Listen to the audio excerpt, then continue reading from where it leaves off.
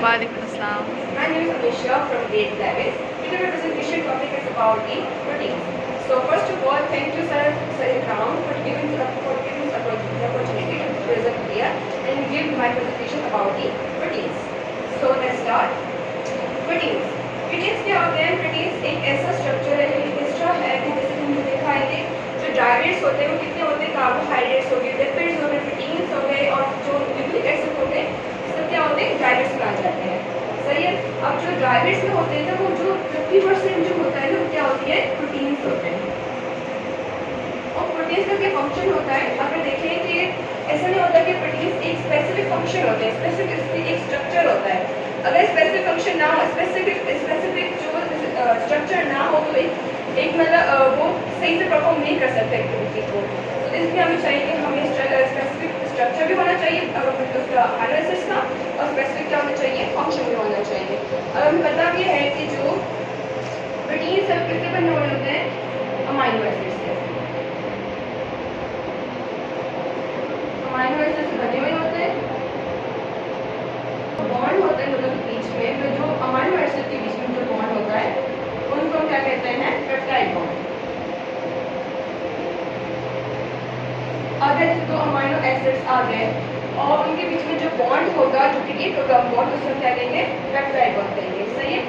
अब जैसे हम इसके स्ट्रक्चर की बात कर रहे हैं, अमीनो एसिड का स्ट्रक्चर क्या होता है? क्योंकि प्रोटीन्स तो एक पॉलीमर है और जो मोनोमर से वो क्या है? अमीनो एसिड्स हैं।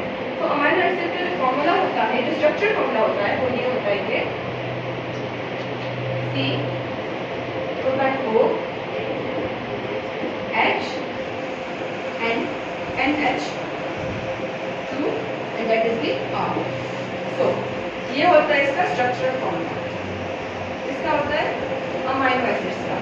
अब देखिए जिस भी आप अमीनो एसिड लिखेंगे तो ये जो कार्बोक्सिल NH2 H तो होगा ही होगा, ये भी कार्बन तो होगा ही होगा, लेकिन जो R होगा वो बस चेंज होते जाएंगे।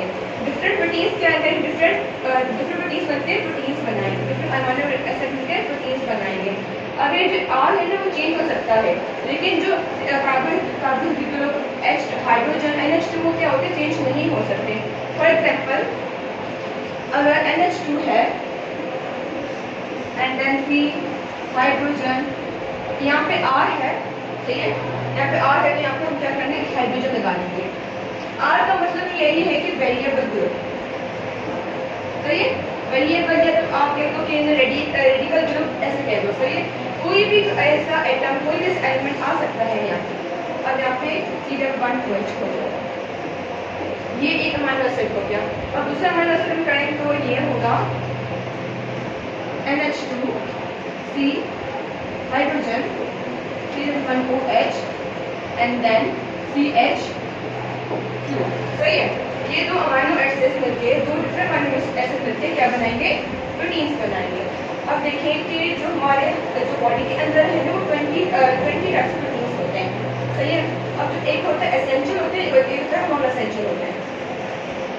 अमीनो एसिड्स होते हैं, एक एसेंशियल होते हैं और दूसरे नॉन एसेंशियल होते हैं। एसेंशियल वो जो हमारी बॉडी ना बना सकते तो हमें वो कहाँ से लेनी होती है? हमारी डाइट से लेनी होती है एसेंशियल प्रोटीन्स के लिए। और अगर नॉन एसेंशियल की बात करें तो वो हमारी बॉडी बना सकती है। तो 20 अमीनो एसिड होते हैं, 20 अमीनो एसिड में से 10 यहाँ पे होते हैं एसेंशियल होते हैं और 10 क्या होते हैं? नॉन एसेंशियल होते हैं। ये पूरा टॉपिक हो गया। हमने कहा कि यहाँ पे स्ट्रक्चर जो स्पेसिफिक होता है, स्पेसिफिक फंक्शन भी होता है। सही है। तो हमारा एग्जाम्पल अभी एक हेमोग्लोबिन, क्या हेमोग्लोबिन जो कि एक स्पेसिफिक स्ट्रक्चर में उसका फॉर्म करेगा और फिर ट्रांसफर करेगा एक स्पेसिफिक फंक्शन को। सही है। जैसे कि देखो कि जो हेमोग्लोबिन में जो स्ट्रक्चर होता है वो ऐसे होता है, मतलब 3 डायमेंशन होता है। सही है। ये एक चेन हो गई। सही है। इसके बाद इन्होंने फॉर्म कर दी इन्होंने फिर ट्रांसपोर्ट किया इसको ऑक्सीजन को। सही है। ये भी हेमोग्लोबिन क्या है? एक प्रोटीन्स का ही है। ठीक है। प्रोटीन्स ही है। यहाँ पे 4 चेन्स होते हैं, एक 2 अल्फा होते हैं, 2 बीटा होते हैं, और फिर वो जो बन जाते हैं पूरा हेमोग्लोबिन का जो स्ट्रक्चर, फिर इसको ट्रांसपोर्ट करवाते हैं और ऑक्सीजन को फिर ट्रांसपोर्ट कराता है थ्रू द बॉडी, लंग से लेकर हमारे बॉडी तक। मतलब ये भी एक टाइप ऑफ द प्रोटीन्स हो गया। इनको एक स्ट्रक्चर भी होते हैं, इनके फंक्शंस भी होते हैं अलग अलग स्ट्रक्चर, अलग अलग फंक्शन होते हैं। जैसे इंसुलिन है, इंसुलिन क्या करता है कि जो ग्लूकोज के लेवल को क्या करता है, स्लो करता है, तो वो एक स्ट्रक्चर हो गया, ठीक है।